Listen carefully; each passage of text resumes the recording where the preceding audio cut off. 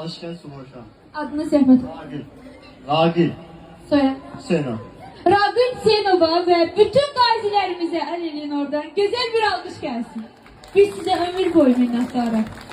Burada iştirak eləməyən bacısı buradadır. O qazimizi və bütün qazilərimizi salamlayırıq. Şəhid ailələri varsa əllərindən öpürük, qarşılarında baş əyirik.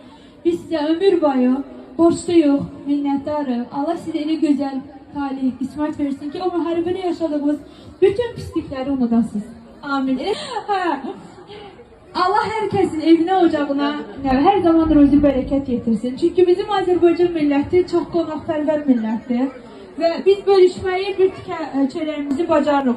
Ay seni kurban olaram. Bak benim oğlan da var. Hediyesi ben de böyle.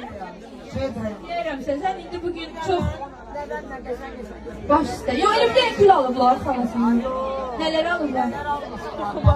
Duxu. Sonra? Hələ açmam. Bir yerdə açıldı nə olar? Avtobusda da. Can. Necə?